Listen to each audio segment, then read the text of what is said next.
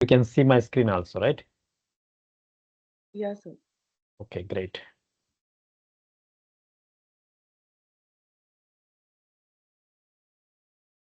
So anybody want to introduce themselves, where they work or anything? Surbhi, you want to tell where you work?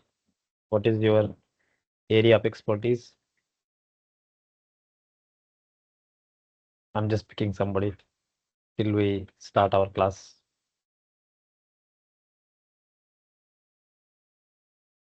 Anybody want to volunteer and tell where they work and introduce themselves? Just for me to know who are all in the class. It's a good idea to make it interactive. Anybody? Nobody? Nobody want to tell where they work? Okay, let me request somebody who is brave enough to start. Sujit Shinde, you want to open your mic and tell where do you work? What is your job profile? Are you there, Sujit? Wow. Good morning. Shivam, you can go ahead. You can tell me where do you work, Shivam? You can open your mic Good morning, and sir. Good morning, team. yes. Hi. This side Shivam here. And basically, I'm working in a Russian project that is based on Oracle database, and I have Wow. a 4 year of experience in Wipro in the Great. database only. And apart from I'm working on the Kafka technology that is based on high throughput. So this is my profile nowadays. Great. Great. Thank you, Shivam. Thank Thank you. you so much. So let's get started. We are already on time. So let's continue with where we stopped last time. So I today brought some case study from NVIDIA so that you get a practical experience. Somebody last time asked, did we really look at how the cooling can be done? What are, operation perspective? A lot of interesting things are there. I will keep sharing some videos, some YouTube videos, some interesting stuff for you to be on top of what is happening. But at the same time, my job is to make sure all the syllabus points are covered. The intent of course is, basically, satisfied, right? While we discuss. So let me start from where we stopped last time. I think somebody has a question. Good morning, everyone. I have to admit. Okay, good. So let's get started. Let me see. This was our presentation. So guys, please mute from your side because it will, create a background noise for us. I request you to please mute it if you are not talking. Uh, Muhammad Mansur, you can turn on your video.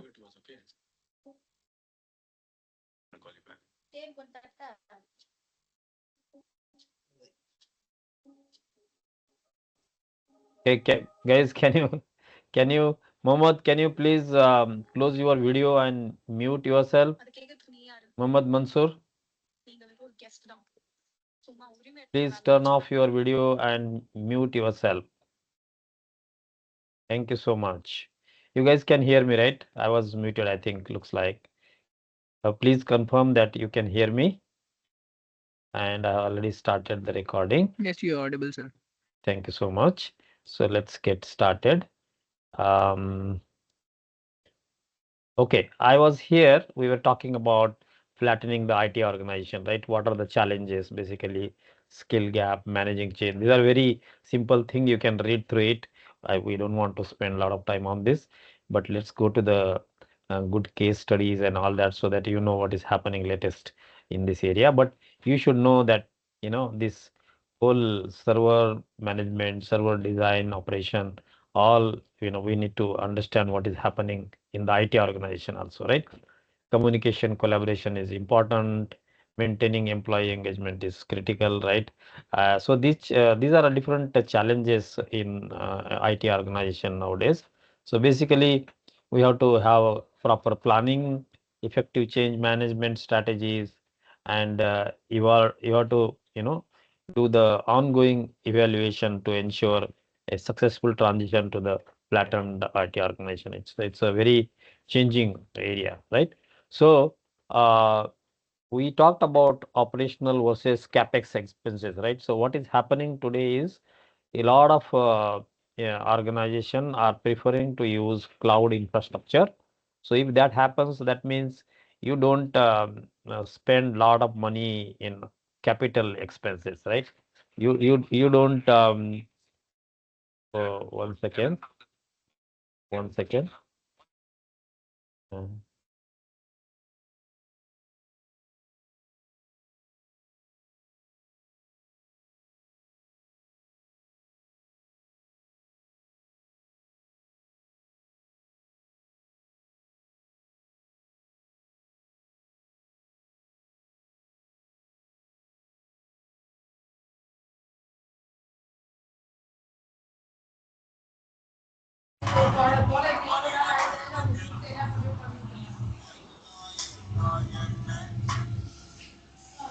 Selva, please mute. Selva, please mute. Thank you. Okay, so so please mute when you are not talking. I'm sorry, I had a emergency call. So it's okay. So we're talking about operational versus capital expenses, right? So IT departments are shifting from capital expenses to the operational expense funded, right? So basically, this you understand. Instead of building your own IT infrastructure, all your compute resources, storage, network, everything, all the space, you just rent it, right? So this is happening that and we call that as software as a service. I will just give you some good presentations where this is pictorially so represented how evolution happens and all that, because that is one of the topic. So we will talk about how the large component right are now shifting right from on-premise to basically different public cloud infrastructure and software as a service platforms, and we will go to little details of each of these, what it means and all that. But this is the top level picture for you to understand, right? In operational expense, we just need to get the cloud resources on the monthly bill basis. You don't have to have your own IT resources, and you can just buy it, right? So you take it from the cloud. This is just use and pay kind of things, right? So while buying a pile of servers and network equipments to complete projects over the next year is budgeted as a capital expense, right? So that capital expense, instead of that, now we are paying the cloud bill. That's all, right? So this is how the capex is coming, the OPEX, and people are executing. Okay. So this anyway presentation I will say you can read. There is nothing critical in this, but you can say that this trend is happening in the server system. Okay. And most important you need to know is uh, how you run a IT department like a uh, you know business or operation, where we look at the running it as not a capital intensive investment, one time investment, but you need to have very fine control, right? The transparency is there, how much you need, what is the granular control, right?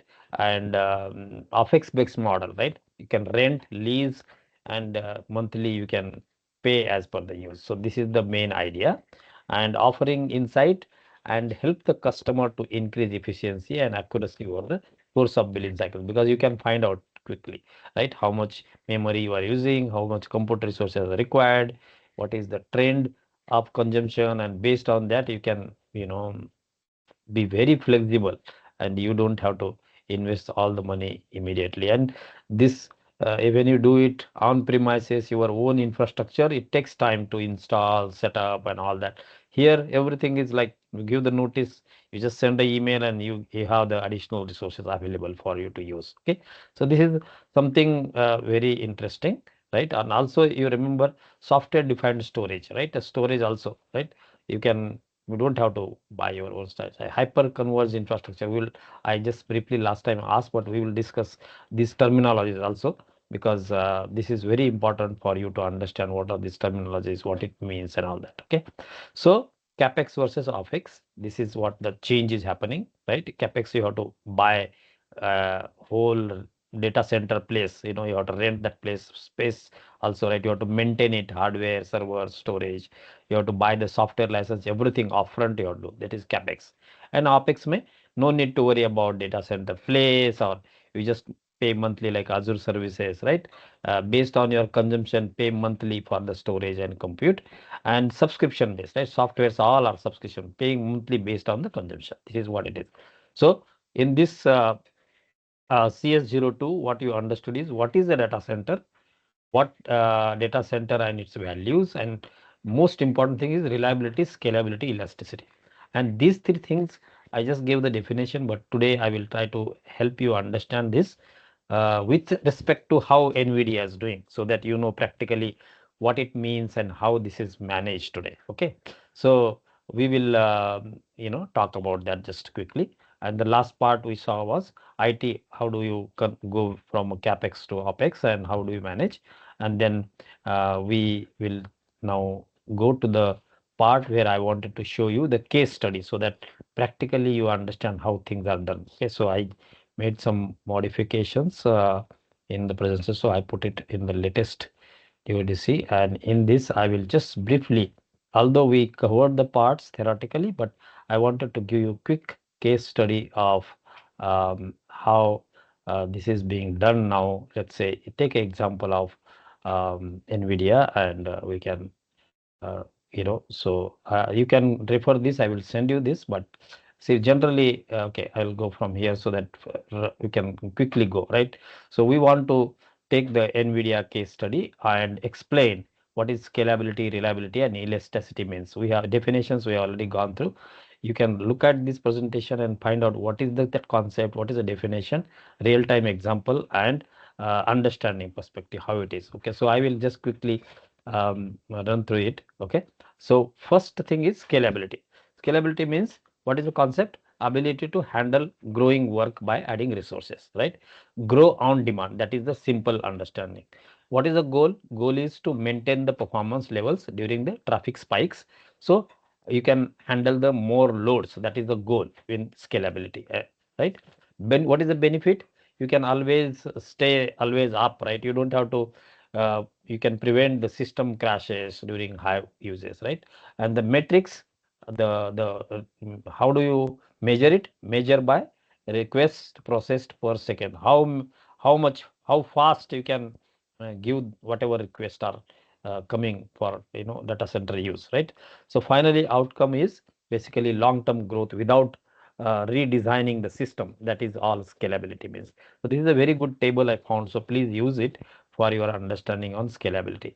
Okay, so this is the vertical scalability. What is vertical scalability means? Okay, basically adding power. Power means compute power, CPU, RAM to an existing server. Okay, so this is vertical scalability. What is the limit? Restricted by only the hardware maximum capacity. Otherwise, you can keep adding and scale it up. Okay, so physical ceiling limit, like let's say storage place or server place where you put it, right? So what is the complexity in this? You have to simple to manage, as it's one machine, right? You are keep adding the resources, so easy to manage. Downtime usually requires a restart or upgrade the parts, because you can see that sometimes you will get a notice, okay, server down because of maintenance or something, you have to pause. And what is the cost? It's a very high cost because you are putting actual hardware resources. So this is called vertical scalability. So use this reference for your understanding what is scalability means and what is vertical scalability. And we talked about horizontal scalability last time, right? And you gave the definition also. Basically, adding more servers to the existing pool. That is the horizontal scalability. So basically, power in numbers, right? Limit is virtually limitless, because you can growth can be keep adding. You just add more space, no limit, right? So you can keep adding whatever. Redundancy means, what is the redundancy? How you define? Basically, if one falls, another will be used, right? Keep the system running, right? So there will be fault tolerance systems. I think you must have heard about RAS, right? What is the RAS? Anybody remember this word RAS in the server system? Anybody can tell what is RAS means? RAS in the data centers. What is RAS means? Anybody can tell what is RAS? RAS. RAS is reliability, availability, and serviceability. Okay. So reliability means ability of the system to operate correctly over time without failure. That is called reliability. Availability means ability of the system to remain accessible and operational. That is availability. And what is serviceability? Ease and speed of diagnosing, repairing, and maintaining the system. So these RAS features are very important in any server systems. Okay. So you can read through it, but you hopefully understood what is vertical scalability means, what is horizontal scalability means. Okay. And reliability means, it's a very simple definition, is probability that system functions without failure. Reliable, you don't have any concern, you trust the system and it is always available, kind of thing, right? So the focus there will be consistent performance under any given condition, right? Like works every time, right? I think real time examples are good to check for you to just understand the concept. Okay, what is the concept, what is that, how do we measure it, what it provides, right? What is the assurance it gives? It provides confidence to the end users. Okay, the reliability means it is built for the trust. And what is the impact? If you provide reliability, that means it is a critical for mission essential business operations, right? Suppose banking, hospital. Okay, which means this is very important in the mission critical operations. And you can give your own examples, like hospital power never goes out, right? So you have to have backup and all that. So this is the reliability. And redundancy means something you are having extra component, right? As backup, you have something n, but you can put n plus 1, right? It is showing n plus 1, 2n plus 1. So it is basically you have the, like you in a car you put a spare vehicle, right? So sorry, spare tire, right? It's saying carrying a spare tire in the car. This is like a reliability, redundancy. You have put extra backup, right? So this is what you can understand how with the real time examples you can understand what is happening in the data centers. Okay, so what is the outcome of this redundancy thing? System stays always running even if something fails. That means, like in the aeroplanes we have twin engine, right? One fails, another it will take care automatically and keep moving forward. So this is called redundancy, and this is done in the server data centers. Okay, and again reliability, there are different tiers of reliability. What is meant by that?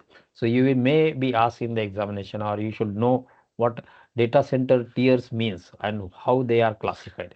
Okay, tier 1 means basic capacity with no redundancy, that is called tier 1. Okay, basic setup, tier 1. Tier 2 means redundant capacity components, like they have the percentage defined, like 99.74% of time, right? So basically some backup is there, better partial backup. Okay, tier 3 is again concurrently maintainable, right? Multiple paths, right? You can, like a hospital with dual power grid, so high uptime goes tier 3. Tier 4 is like fault tolerant, means no single point of failure, 100% continuously working, right? So like a national security data center, it cannot be zero downtime. This is called tier 4. So you should know that this tier classification means what it is and how the standards are established, right? By uptime institute for benchmarking. So they have standards, and this percentage uptime is defined based on what kind of tier data center you have. So this, you please remember this tier 1, tier 2, tier 3, tier 4 data center, what it means, what is the definition, how you give the real time examples of such data centers, and what is your understanding that means, right? So basically zero downtime means tier 2 means the best in class, right? So data centers, very critical, mission critical data centers will use this. Okay, so now the third principle we talked about, elasticity. So what is the definition? Elasticity means automatically scaling the resources up and down. That is elasticity, right? You basically, you're flexible, right? So like let's say a rubber band is stretching, right? Elasticity, stretching and shrinking. You can go up and go down. It is not necessary. Okay, so that you are always going up. So based on the peak needs, you should be able to add resources. If there is a need is down, then you should be ready. So basically goal is to have a speed in which you can give that flexible resourcing availability, right?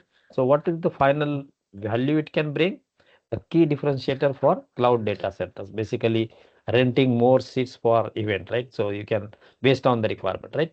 So it actually matches the demands exactly. That is called elasticity. Remember this elasticity, okay? So these examples are very critical, and this presentation give you very good idea for you to what is the concept, what is it means, what is the definition, what are the real-time examples, and how do you simply understand what it means, okay? So scalability versus reliability, this can be sometimes question asked. What is scalability versus reliability, right? So you can look at, one is the scalability and individual definitions we give, right? Basically, the nature of this, is long-term growth and capacity planning. That means one is long-term scalability, and elasticity means it's like short-term, right? We are talking, quickly making it high or down, okay? That compute resources, memory were increasing or decreasing, right? So basically, in this one is a manual, another is auto. So, but in elasticity, it has to automatically happen. So, what is the purpose of this? Scalability purpose is the growth, and elasticity purpose is spike. So, this is a very good example. This is a very good table for you to understand what is scalability means and what is elasticity means and how it is done in the real time. For example, if you want to ask, right, what is the focus for scalability versus elasticity? You can say scalability focus is optimizing the current operational cost, right? Basically build versus optimize. So optimization is nothing but elasticity, and scalability means you can build it for your requirement. So this is a very good table. Please stop me if you have questions, but this presentation is giving you very good idea about each of these definition of data centers, what is scalability, elasticity, and all those concepts, right? And this is most important thing I wanted to show, so that you can relate to what is happening today, okay? So like a Nvidia, that they are doing very well. They are making tons of money with this AI demand going up, right? So what are they doing, right? What is Nvidia doing with this AI workloads, right? So basically, Nvidia is a global leader in AI computing, right? So basically, they are making like a brain makers for robots or all that they are doing, right? AI chip they are making, right? They are the biggest, you can say, semiconductor chip makers who provide this brain of these robots, for example, right? So what are the problem they are solving? Huge data needs for training AI models, right? So you have heard how much power it consumes, what kind of computation resources required and all that, right? So like you can imagine, is a real-time example, like teaching a child millions of words daily. It's like that kind of huge thing is happening, right? Massive data. And what is solution? They are actually building specialized AI factories, right? Like data centers, right? Building like super fast car factory, like build the AI factory. So basically, this is just an example to tell you how NVIDIA is trying to build a, based on the need. You want to, let's say, build so many cars. So it may not be manually, they just do it automation, right? And then in automation, the next step is using AI, right? So finally, um, basically, what is the result of all this automation and using AI? Basically, making the computers talk like humans, right? And they are doing everything. If you heard about humanoids nowadays, right? A lot of talk is going on, and China is building like humanoids, right? And trying to do a lot of work that human can do, because they don't make mistake. They can work 24/7, right? So basically, modern AI will power with this humanoids kind of thing, right? So basically, like suppose this is giving example scope, right? Moving from gaming to data center hub. A simple, the NVIDIA was a small, company which was making, graphics cards and all that, right? For gamings and all that, right? So today they have become not just a gaming company, but they are making the big data centers, and that's how their valuation is so high, and they are making tons of money, right? So like you can imagine a toy maker building a rocket. It's just an analogy, right? So Nvidia was now like a toy. You can imagine a toy maker building rocket kind of things, right? So they are now becoming core AI provider. So you can now, this case study will give you the idea what is the scale with which NVIDIA is today operating. Okay. So what is the scalability NVIDIA, what it means in the AI area, AI domain, what this scalability means? They have a GPU cluster, right? Connecting thousands of GPUs together. Like for example, you can imagine in the real time example, just analogy, thousands of laptops, they are linking together power, right? One laptop power versus 1,000 laptop power, right? So they are basically connecting all these GPUs together, right? They are creating the network. They have InfiniBand high speed interconnect. They have developed this. Okay. So it's like a 10-lane super fast highway kind of things, right? So they have created that. So super fast links, and these links are talking to each server. You can imagine these links are the communication between the different servers, right? And the storage, they have like massive data storage for AI training. Like you can imagine a library with billion books, for example, like a storage, right? Huge data vault. So they they are using HBM IO interface. If you know high bandwidth memory IO, so HBM 2, 3, 3, 4, HBM 4, HBM 5, people are building massive speed memory interface to talk to the DRAM, right? So they are adding a huge number of resources like modular pods that can be added easily, right? So adding logos building block like example, right? A real time example.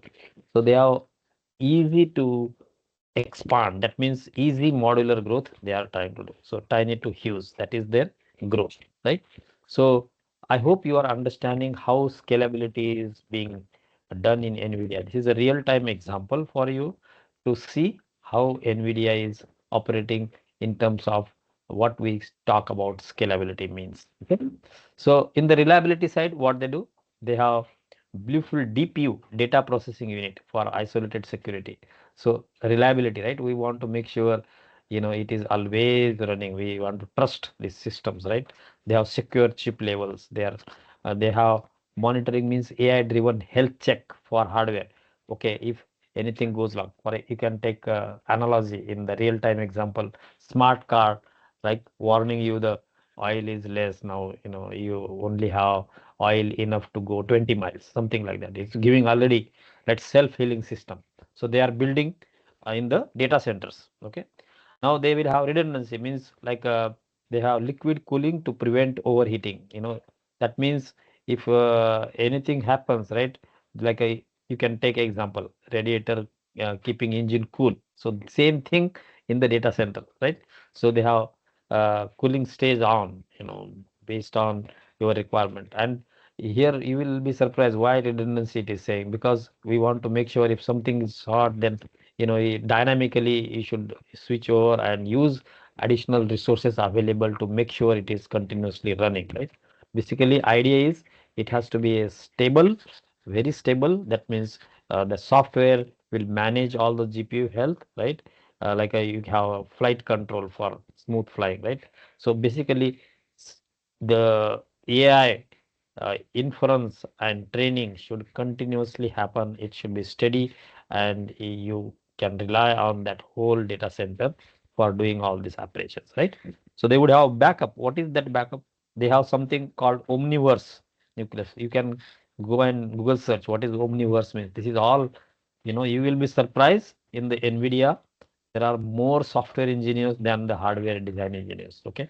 So huge number of software engineers. They do all this Omniverse kind of like the shared 3D collaboration database automated backup, right? So they have data always safe, how to put it, right? They have different tools built up around, making sure they have reliable systems, built from the data centers or their CPU, GPU, TPU, whatever you can call it. Okay, reliability perspective.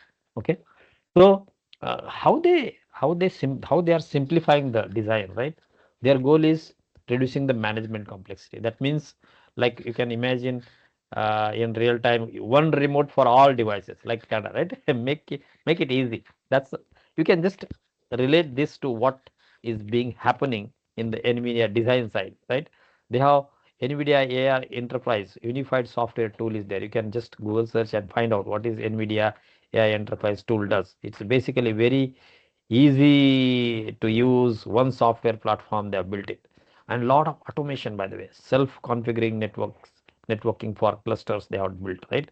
So what is the main advantage of doing all this? What is outcome? They have fewer staff needed for managing the huge data centers, right? So basically you can reduce the operational cost and efficiency, faster time to market, AI product, right? Express lane at the airport. You can imagine this the example, right? So they can deploy the AI very fast. So they are working on how to make it simple.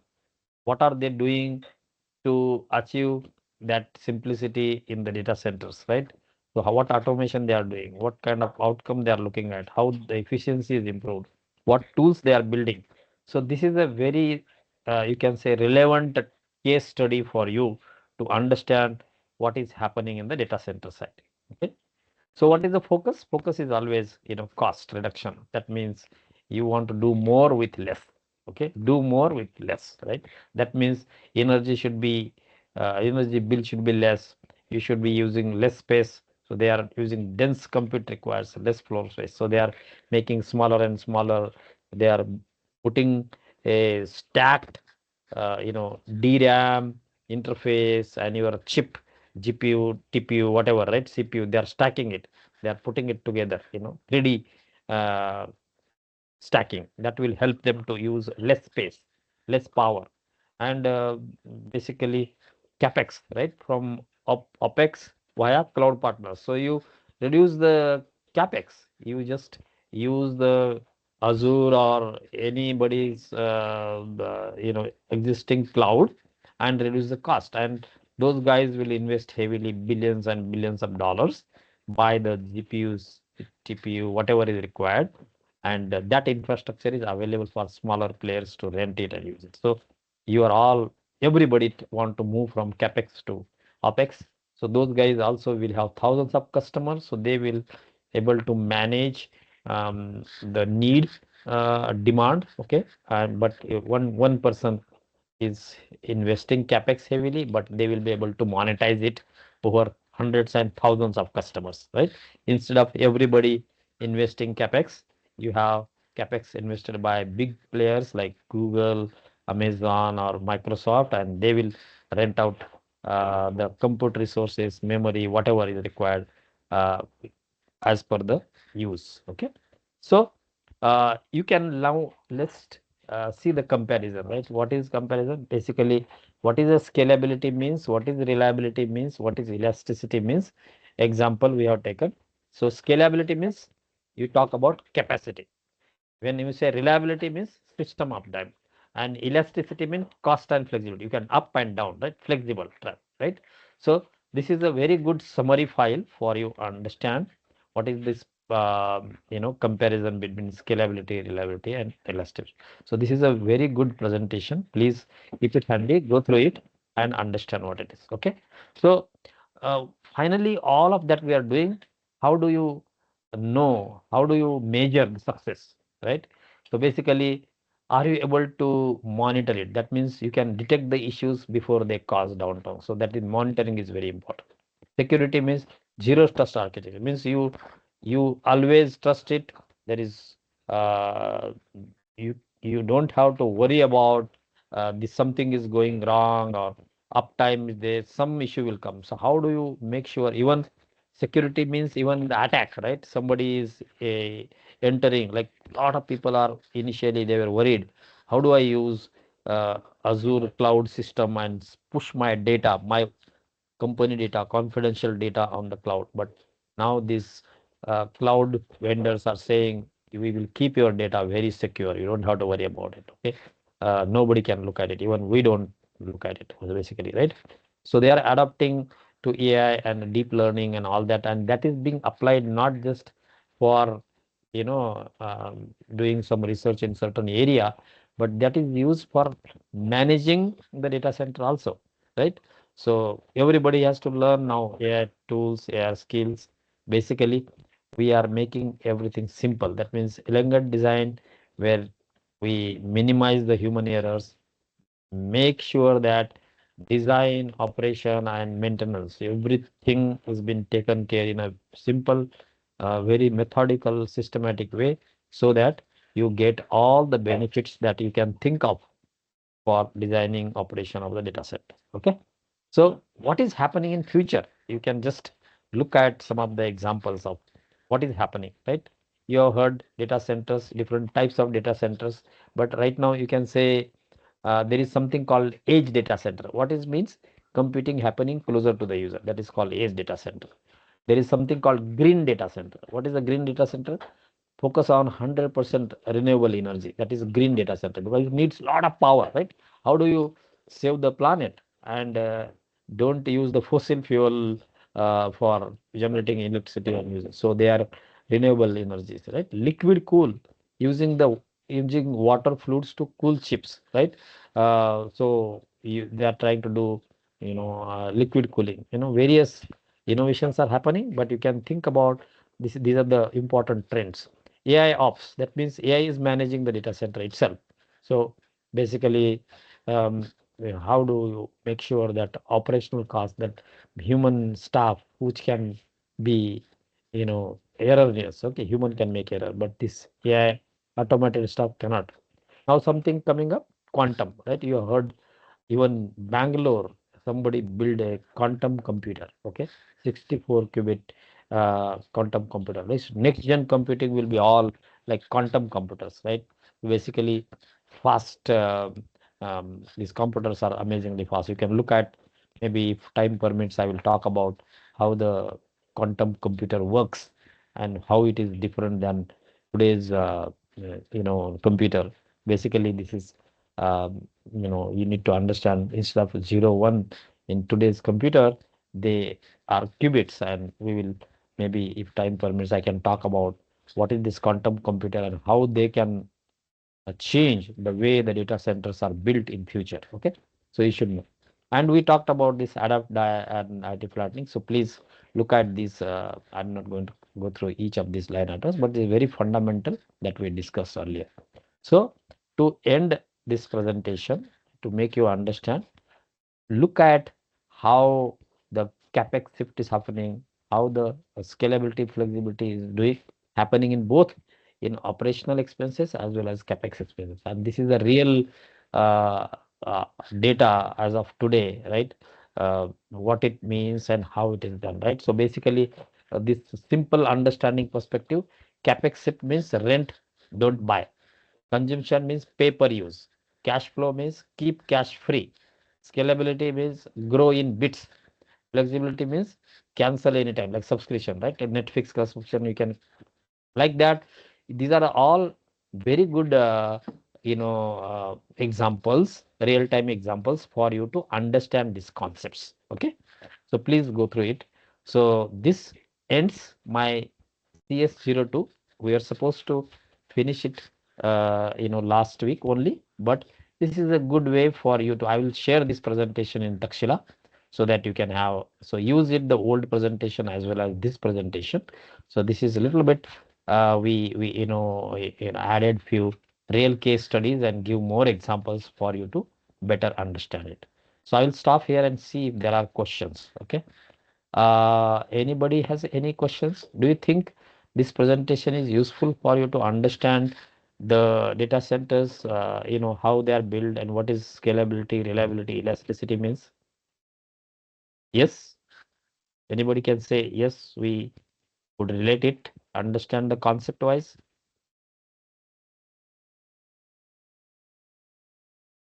We will assume it is yes. Anybody has any question? Yes, sir. Okay, great. Thank you. So let's go to the today's presentation.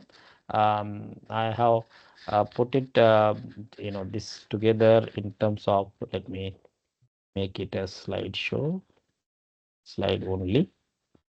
And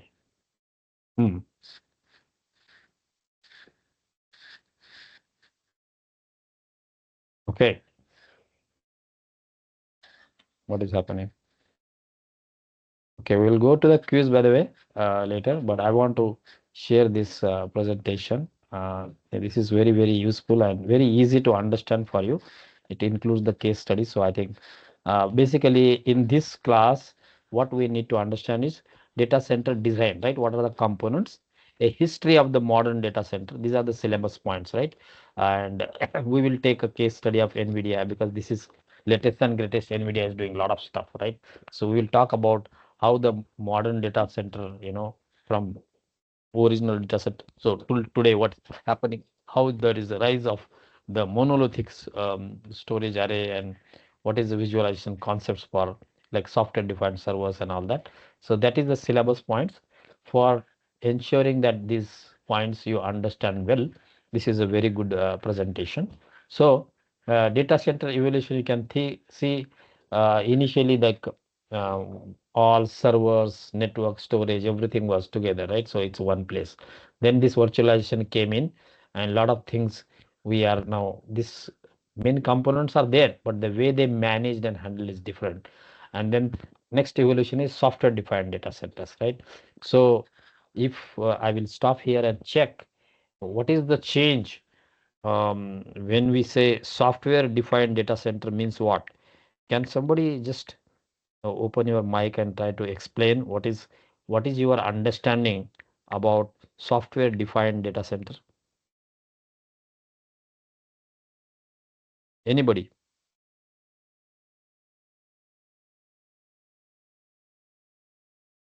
Whatever you understand. What is software defined data center? You can see that there is something different, right? So they called modern times, right? They call SDDC, software defined data center. Hmm? So the architecture is all the infrastructure resources, right? Like virtualized, abstracted, and controlled by the software. That's why it's called software defined. All the resources, right?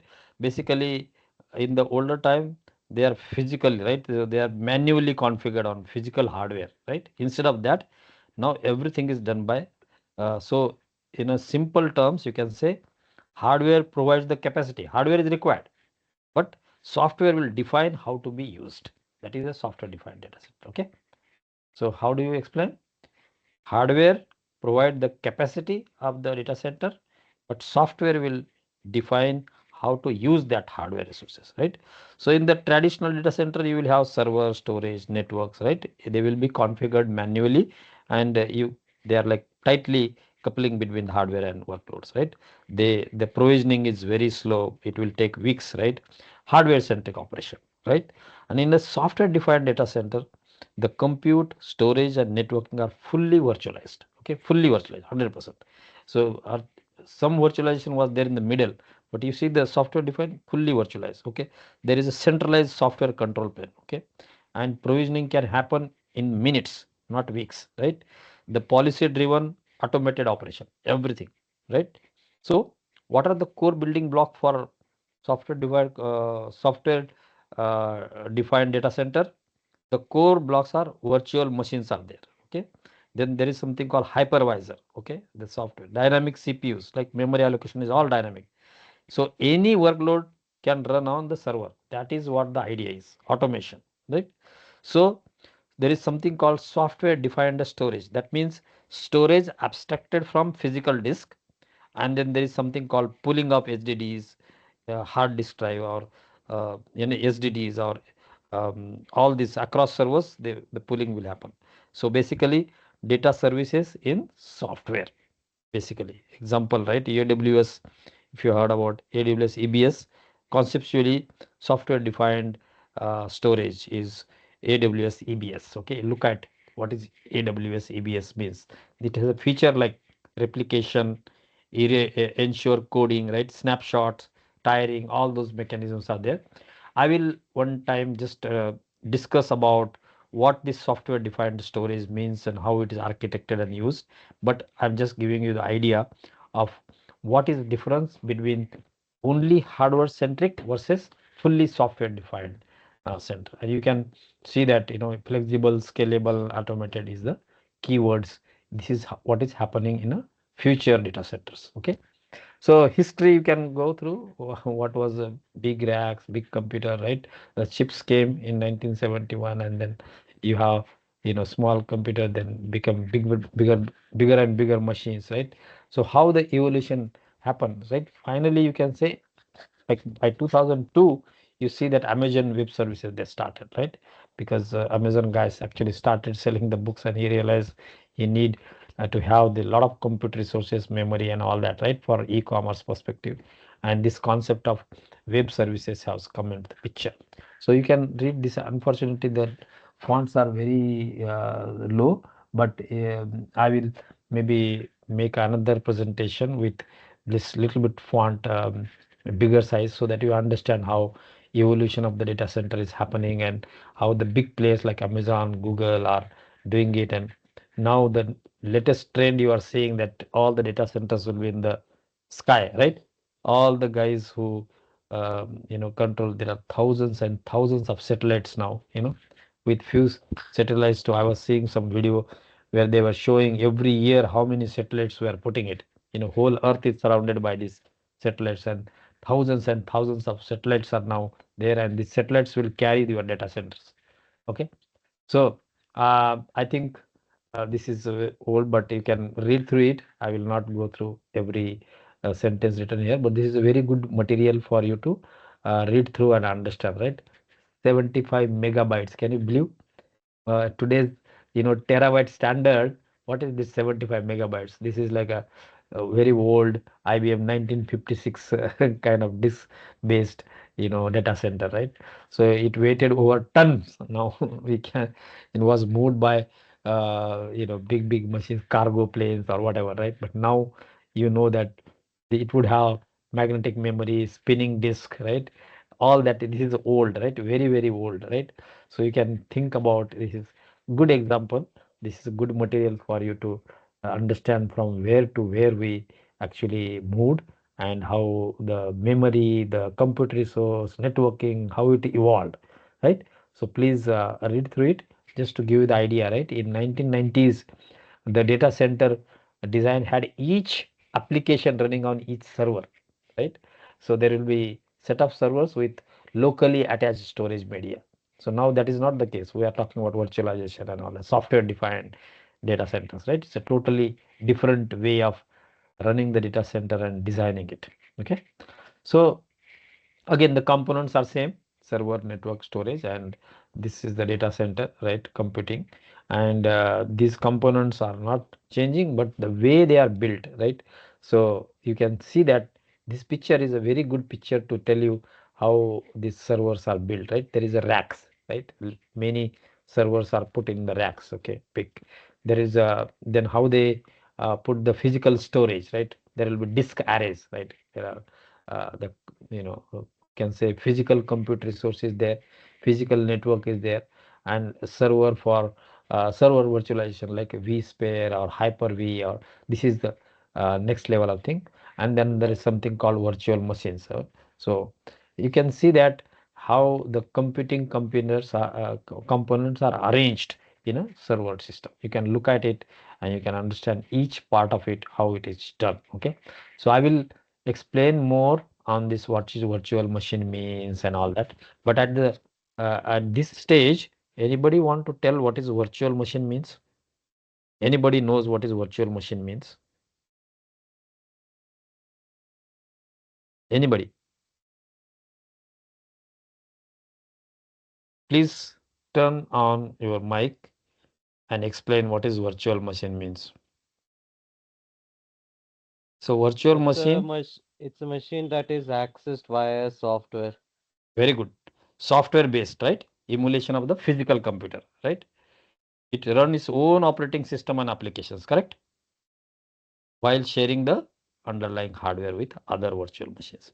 So you can say, just simple words, virtual machine is a computer inside the computer created and managed by the software. Can I say that? So it is, like we said, it is managed by the software. Very good. So what makes up the virtual machine? It will have virtual CPUs, that it will have virtual memory, right? It will have like a virtual disk and virtual network interface. So the virtual believes its own real hardware, but the hardware is actually shared across. So that is virtual. Okay. Okay. So this is networking. There are different layers of the networking, and if you see this one of the picture, like what are in a core, what is there? There are something. Anybody can tell me what is the IDPS means? What is IDPS means? Anybody knows? You can see that in the first line, the IDPS is written. What is IDPS meaning?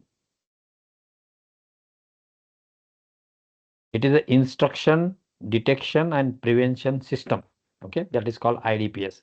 Instruction detection and prevention system.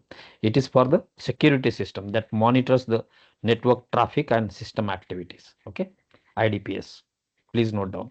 IDPS stands for intrusion detection and prevention system. That means it is a security system that monitors the network traffic and system activities to detect malicious behavior like attacks, policy violations, and that, and it will prevent or block those threats in the real time. That is called IDPS. You can say IDPS is all about security.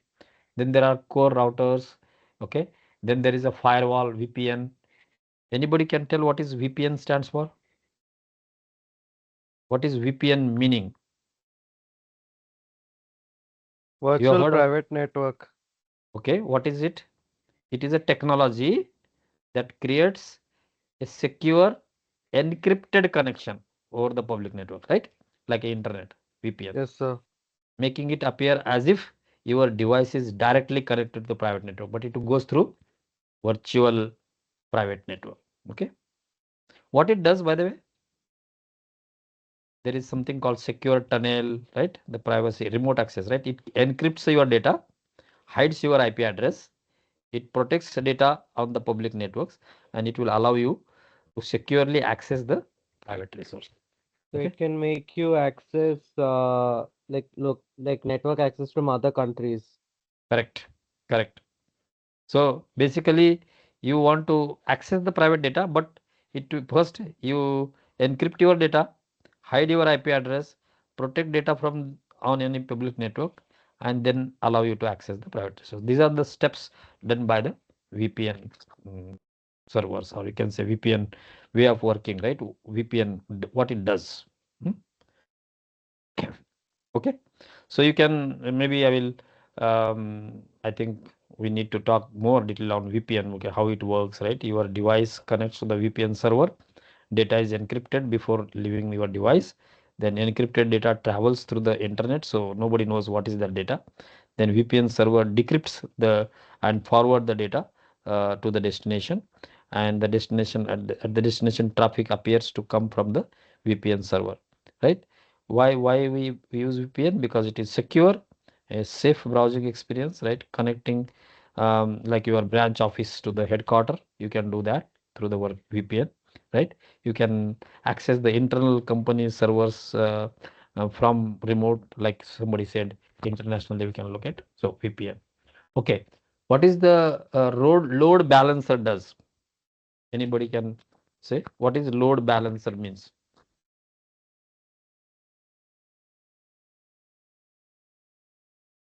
You see there is load balancer in the layer 3. First security, firewall, then load balancer. So this load balancer is a combination of hardware and software that actually distributes incoming network or application traffic across multiple servers. It distributes, okay, so that no single server is overloaded. So it is basically balancing the load. There are so many servers. It looks at what is the traffic, right? So load balancer's job is like a traffic management, right?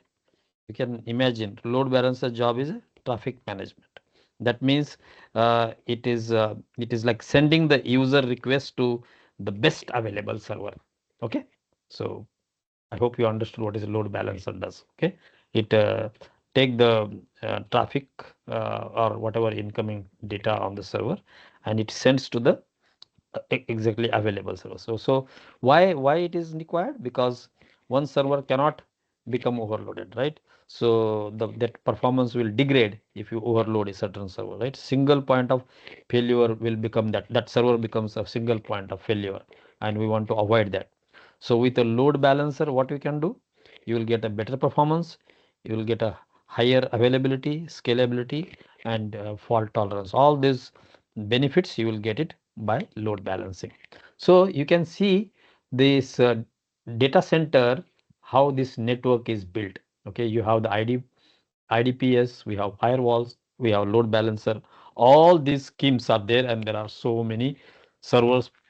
Finally, end of the day, they are all connected, but on this top of this networking layers are there to make sure we have security, we have load balancing, we have firewall, right?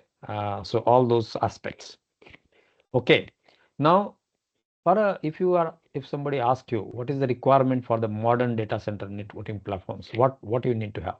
Okay, so modern data center networking platform, what it has automation. That automation is achieving speed and agility in the modern data centers depends on the automation provided by networking services for every application that is running on the server, right? So it is far faster and more reliable than human administrator. So modern networking platforms not only find the most efficient way to program a network, balance the workload, and automate time consuming tasks, they also respond dynamically to change the users. So this is very, very important. If you see this picture, this is all how modern data center is networked and how they do lot of automation. There is no human involved. There is no configuration done by humans. It has to be done automatically. So you have load balancing, you have automation in time consuming tasks, right? All that is done in the modern data centers. Okay, so what are the important areas that need to be monitored? If you say I want to understand how the data center is operated, right? Suppose you are interested to know how the data center is operated. So what you need to know? So there is need for real-time availability. You need to monitor the bandwidth. Okay, bandwidth means how much data is sent per second. Okay, bandwidth data set. Okay, and then you should configure the network, right? So you have to understand all this complex data center management stuff, and these are the areas you need to monitor continuously. Is it real time available? Which server is available? Which has more load, less load? What is the traffic? What is the bandwidth available versus built in, right? And the network configuration management. So all these are the important areas that we have to monitor regularly in the data center. Okay, now let's take a case study like a Google data center. We just last time talked about NVIDIA. So let us see all these things, how the Google data center is doing. Okay, you can imagine a Google data center. Okay, so they have a global infrastructure, right? They have the high speed private fiber backbone. They're all the data centers are sitting in different places, right? So networking across Google data center, how they do? So data centers are connected through their own private fiber, okay, links. If you see in the sea also, they have so much of private wires going. They are all connected by, and you can see, there are some videos, by the way, I will share some videos where how they put it, what it cost per kilometer, and hundreds of kilometers of wires are there in the sea to connect this data center with speed, scale, and reliability, right? So idea is to have low latency, high availability, and high reliability, right? Automatic traffic routing. You are Google searching something, and it's sitting anywhere in the world, and you need to make sure you find something. So these are thousands and thousands and millions of servers, right, sitting globally. So they need to get the data from somewhere. So how they get it? So they have this kind of structure. This is a very top level picture for you to understand how the networking across Google data center is built. Okay, so uh, they have global infrastructure, and they have goal achieved is reliability and availability. That means automatic traffic routing. There are redundant network paths. Their idea is always on service delivery, right? So they have huge connectivity, and worldwide distributed data centers are there, connected with the private high speed fiber backbone. Okay, so how they architect it? So they have custom built switches and routers. They are even building their own TPUs, right? Google is building TPUs, right? They have scalable technology. By the way, anybody knows what is close-based scalable technology? Anybody heard about it? What is close-based scalable technology? Anybody heard about it? Okay, let me explain you. What is a close-based technology? Close-based means scalable technology. It refers to the network architecture derived from the close switching fabric that will enable you high bandwidth, non-blocking, and horizontally scalable networks. That means it is widely used in the modern data centers like hyperscale clouds or AI clusters. So you can imagine what is close switching fabric means. It is basically a network architecture. Okay, and in that the main thing it enable is high bandwidth, non-blocking, and horizontally scalable networks. So what is that architecture means? Okay, so this was proposed in 1953 by Charles Close. Okay, that person. So this was done initially for telephone exchanges. What was the goal? The goal was large switching capacity using small and inexpensive switches. That is the close-based scalable technology. Okay, so this was achieved through multi-stage interconnection. So instead of one huge switch, you can build a fabric of many small switches, and that is what that Charles Close in 1953 proposed for telephone exchanges. Okay, so in those close-based network data centers, what they do is they typically implement a leaf spine technology where you can imagine the basic structure will be like servers, then there will be leaf servers, then there is something called spine servers, there is something called leaf switches, and then on next server they are connecting. So maybe I will share this close structure architecture for switching. Okay, because you know that lot of data is moving around, we have to connect, disconnect, all that will done through this close-based scalable topology. Okay, and definitely they use software defined networking that we talked about, right? So um, they have petabytes of bandwidth, right? Huge bandwidth. They support billions of users across the world, right? So this is a backbone for their search, YouTube, and cloud. So please remember that how Google is architecting their data center and what are the benefits you get from the this architecture. Okay. So now if you want to just talk about the storage perspective, I think we talked, but just to get an idea, one of the component is a storage. So data center storage also includes the policies and procedures that govern the data storage and retrieval of data collection and the distribution, access control, storage security, data availability, right? Storage codes, backup schedules, data retention. Just storage means not just a memory, right? These are all lot of aspects of how you retrieve data, how you write it, how to take the backup, how you retain the data, all that is part of this storage, right? It is not just a hardware memory. So basically, in financial, medical, and other highly regulated industries, data center storage must comply with government and industry regulations for data storage. Okay, if you have some data, sometimes if you take let's say personal data from somebody, so how to use it, how to store it, when to destroy it, all those policies and the security measures has to be taken because there can be sensitive medical info data, somebody's medical history or something if you are shared. So how to do it? So this is not just a storage means you just don't think about hardware memory, but think about how it is handled, how it is stored, what are the private, government regulations and rules we need to follow. Okay. So we talked about different data center types, but if you are asked what is a different data center storages, okay, there is something called direct attached storage. There is something called network attached storage. There is something called storage area network. What is it means? Okay, so I will explain each part of this data storage types. Okay, first, what is DAS? EAS is typically referred to hard disk drives, HDDs, or solid state drives, and it's most common type of data center storage. So that is called attached. It is directly attached to the server, right? You have server and this whole HDDs or SSDs are directly connected to that server.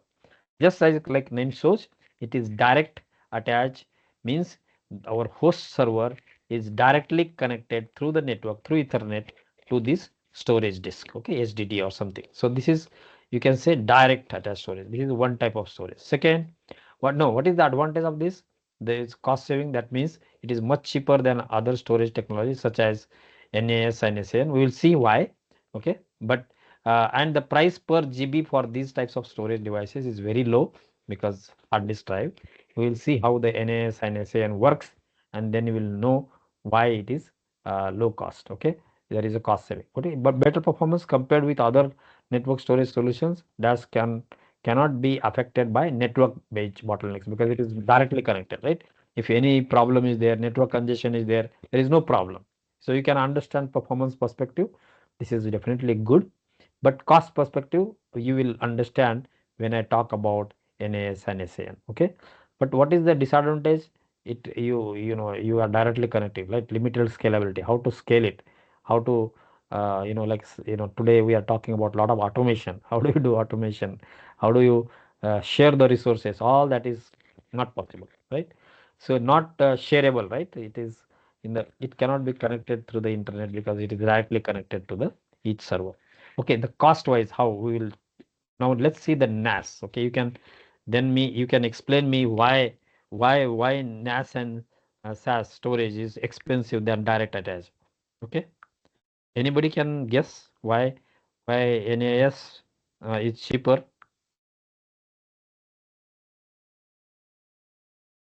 than direct attached storage? Anybody?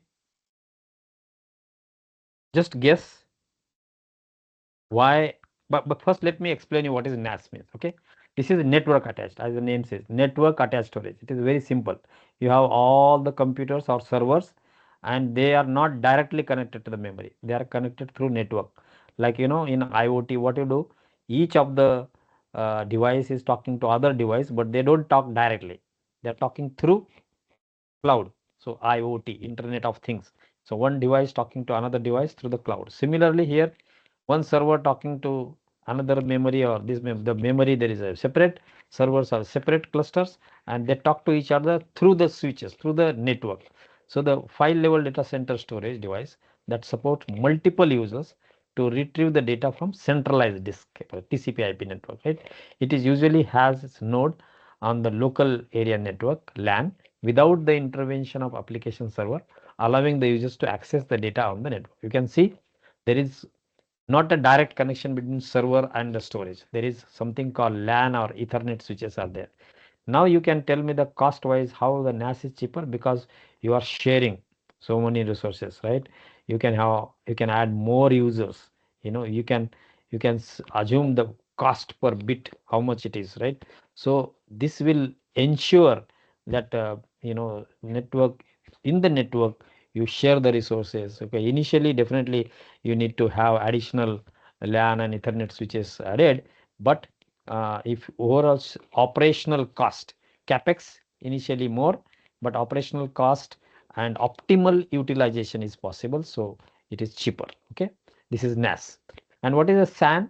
SAN is a storage area network. It is a dedicated and high speed network established for storage that is independent of TCP/IP protocol, right? So it connects the servers to their logical disk units and provides the block level network access to the data center storage. So how do you visualize this? You can imagine we have so many clients or users. Okay, they now need to connect to different servers, that is the many application servers. So we have one layer called clients, then we have something called LAN system. Okay, client access LAN system, that through the LAN you are connecting to your servers, and then there is something called SAN now, storage area network. So these two, LAN and SAN, are now coming. In case of previous one, there was only LAN. but here there is something called SAN, storage area network. So what it means? All storage devices are connected through these servers. Now it is not just servers and that storage, but here there is additional network, right? Storage for storage, and this will help you to basically you are not just connecting through TCP/IP. The servers are not going to the data, but now there are layers. One is a client, that means more number, servers is next number, and then storage is next number. So they basically, these are different layers, and we provide the access of the memory through the storage area network. Okay, so how the SAN works, if you understand, then you can how the SAN works, right? So can anybody tell if you know what is storage area network working? Basically high speed dedicated network. Okay, that SAN is a high speed dedicated network which will provide you the block level storage to the servers, right? So like it's like you feel like these memories are direct attached, like locally attached disk, but they are not. They appears like locally attached, but they are not. But basically they are shared and they are centralized. Okay, so if somebody asks you what is SAN means, you should say a SAN is a dedicated network that connect the servers to the shared storage using the block level access. So where we use this? In the cloud, in the enterprises, data center, right? Mission critical applications, we use it. So what are the key components in the SAN? We have the host, that is servers. We have the SAN switches, like high speed, low latency fiber channels or Ethernet based switches, and we have then storage arrays, right? Like SSD or HSD, whatever non-volatile memories, right? And there is huge cabling, right? So fiber channel or Ethernet or InfiniBand kind of connections are there. So how it works step by step, let's understand, right? First step, you have to create a storage, right? Your storage admin create the LUNs we talked, right? LUNs means logical unit numbers, right? In the storage array, right? There will be definitely redundancy and all that will be there. This is the first step. You create a storage. Then second, they call something called zoning or masking. Zoning means it controls which server can see which storage. That is called zoning. Okay, so basically they mask other things, right? There are SAN switches which will make sure which server connects to what storage ports, and there is something called LUN masking, right? LUN means logical unit number. That masking means so it controls which server can access which LUN. Okay, so it basically prevents the unauthorized access. Okay, this is the second step. First step was creating the storage. Second step was zoning or masking, and the third is storage presentation. That means LUNs are mapped to the specific servers, and server operating system will detect, right, which are the raw memory blocks that we have to pick up, right? And there is something called uh, data IO operation, where basically when particular application writes the data to the memory, that means the app will give the instruction through operating system, right? File system. Then operating system will block some IO request, and it will give the command over the SAN, and SAN switches will forward the packets. Okay, and this storage controlled processes request, and the data will be returned to the SSD. These are the step by step operation happens when you use this kind of networking system, right?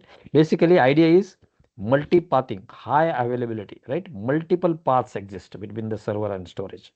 Okay, so this software called MPIO software, it will select the best path, and automatically there is a failover mechanism, right? Any path fails or anything is not connected, it will help you to connect to the right available storage. Okay, so there are SAN protocols. I don't want to discuss those protocols now, but this is how the storage area network works. Okay, we can take the real examples, real case studies, show it, but just understand top level how it works. Okay, this is the system. You can see it looks similar, but it is not.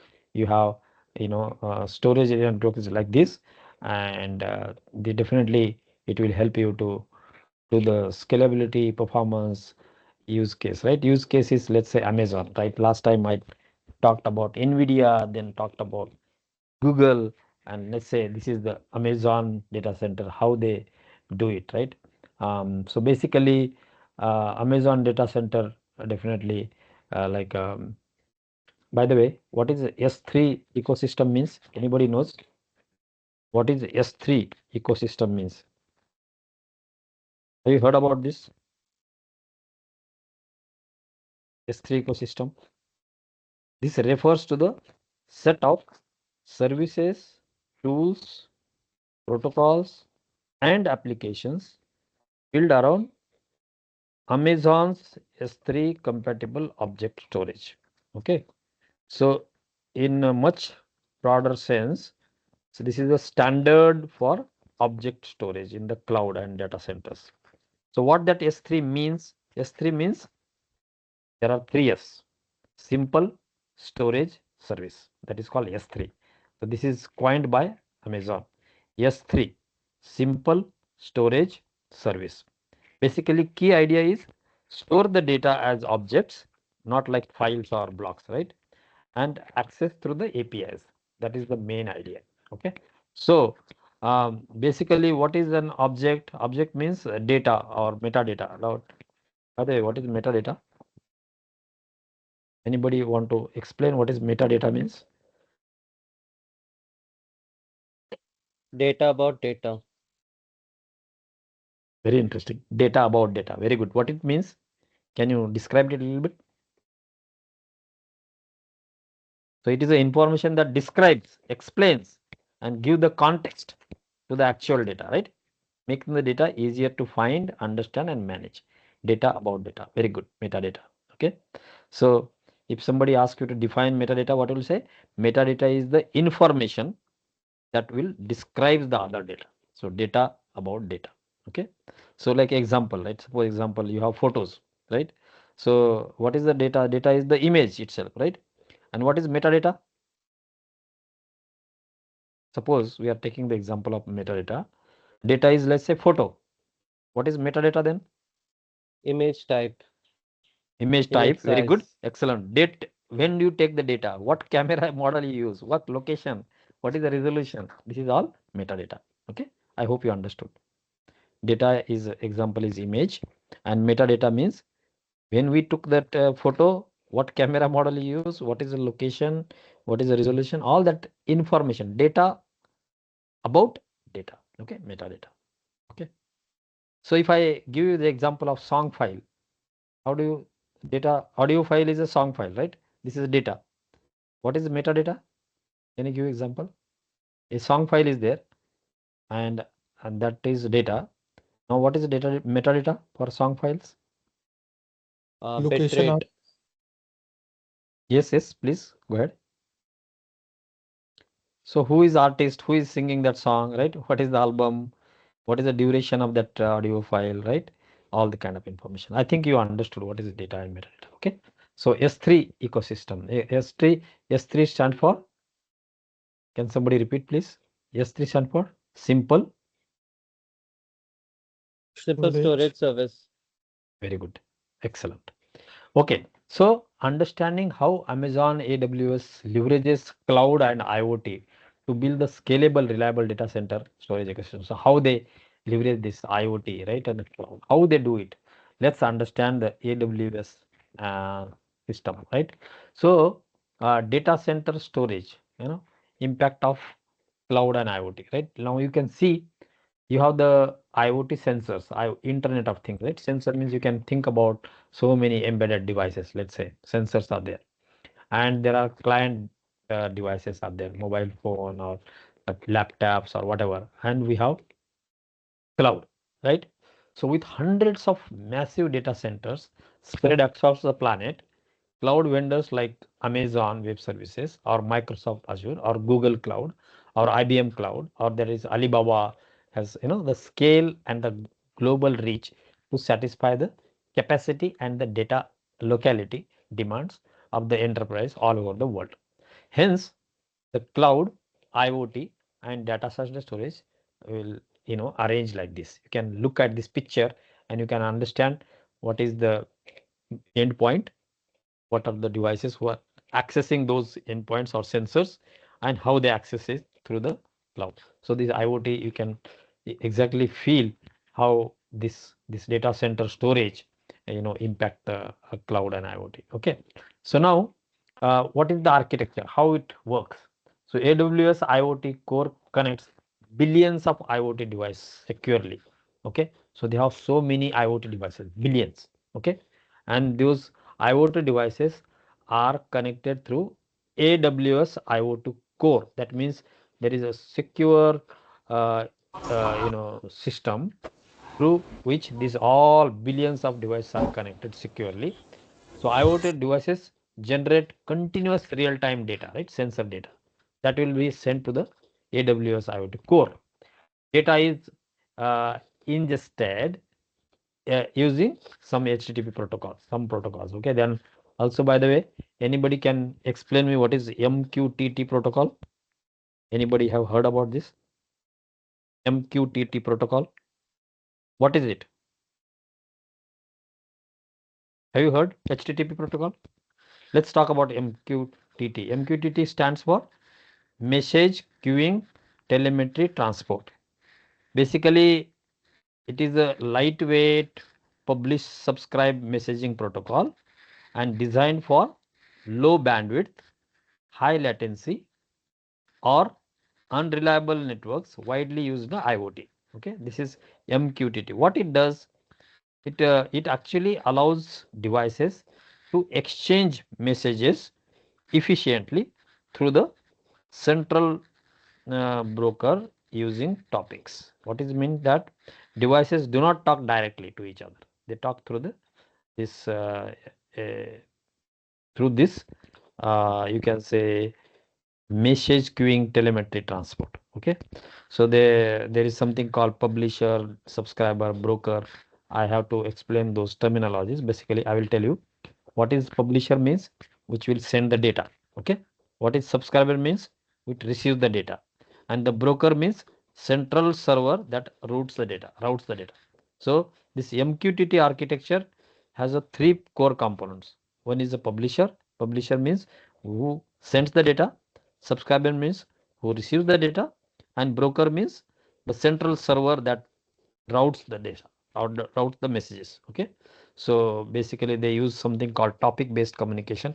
I think I will give you the step by step. Maybe let me explain how the MQTT works, right? HTTP you have heard too much, but MQTT you might have not heard.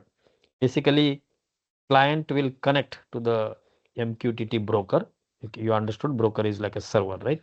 Broker is a central server, right? So this MQTT will connect to the broker, that server.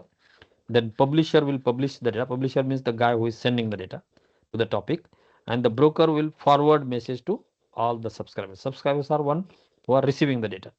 So subscriber will later receive the data. Basically, step by step, the client connects to the MQTT broker, publisher will publish the data, and the broker will forward that data to the subscribers, and then subscriber will get the data. This is step by step things happens. Okay, then this Amazon S3 massive IoT data storage is there, and the real-time data storage, and there are sensor data log files. That okay, so see the step by step how the things are happening. In the AWS, you have billions of IoT devices. They are getting the data to the AWS IoT core. That is security important. Then this storage is there, and finally this storage again, you know, like sensor data log file, they will have this different storage. And there is something called Amazon S3, like we talked about what is S3 means. So that will help you to store and communicate data from publisher to subscriber. So this data will go through this Amazon S3 storage. Okay, look at this. So what is the impact on data center storage? Highly scalable, right? Object storage with Amazon S3. What is mean by that? It is cost optimization using storage tiers S3. Anybody has heard about Glacier? Have you heard about what is glacier means? These words, okay? I think we need to create a vocabulary. And maybe all these new words, right? You should know there are so many terminologies, okay? As there are advances happens in the data center, this terminology is very, very important. What is the glacier meaning? Glacier means in a large, slow moving, you can say traffic glacier in the servers, okay? So, but like you have seen the in the ice glacier, right? Glacier, uh, same thing, the same concept. Glacier in server in AWS. What is means? Okay, glacier in AWS systems. So if you look at it and find out in the AWS glacier, it refers to the Amazon's S3 Glacier, which is a set of low-cost storage classes within the Amazon S3. They are designed for data that is rarely accessed. That is Glacier. Okay, access, but must be retained for long periods. So that is called Glacier. Cost optimization, storage, right? High durability, 99.99% durability and availability.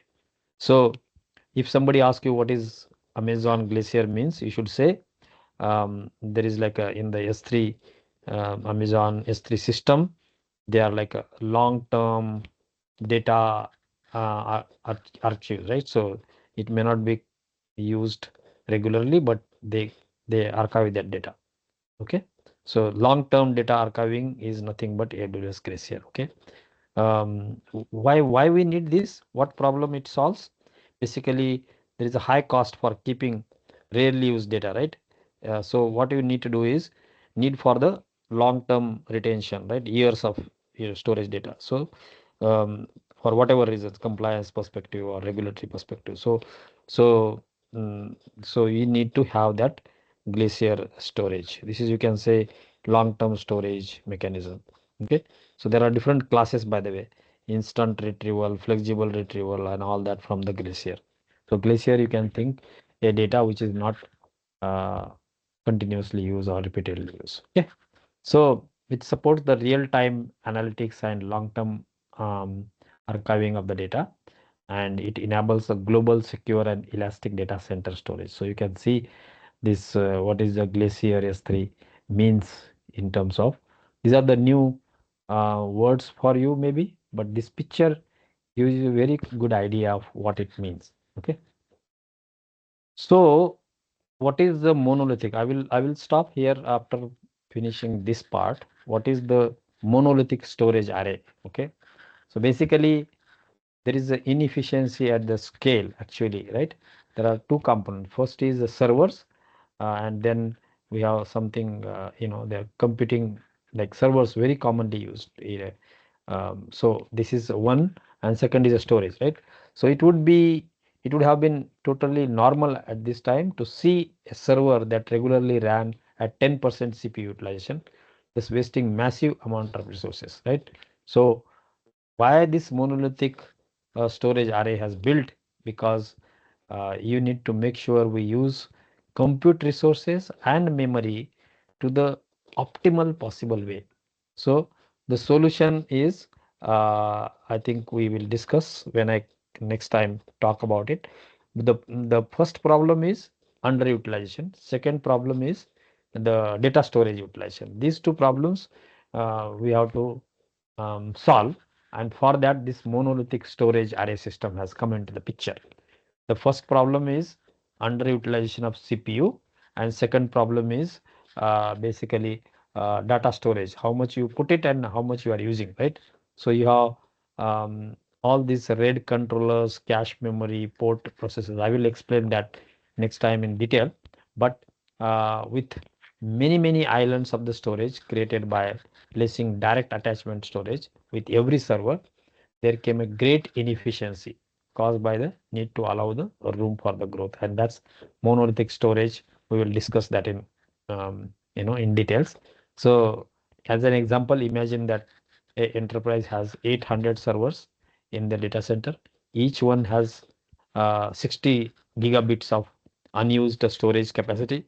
To allow the growth, that would mean there there was like 48 terabyte of unused capacity, because you can imagine 800 servers are there, each one is having 60 GB unused data. That means 48 terabyte of unused capacity. So how to solve this problem is all about monolithic data storage and what are the challenges and how we solve it. Okay, so I will discuss that part next time, but please go through these presentations, very good presentations, different examples from NVIDIA, Google, Amazon, and how they do it.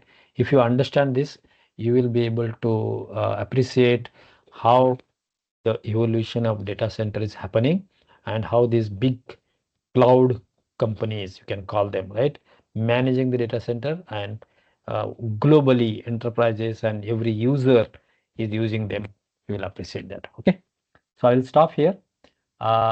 Please feel free to call during weekend on my number. I don't know whether I gave it, but again I will put it here, so that if you have any question, you want to just put a WhatsApp message and ask questions, please feel free to use my mobile number during weekend. Also, I can give my email ID. You can write your detailed question and ask that question. Okay, so I'll stop here. Thank you so much and have a great weekend for all of you. Thank you.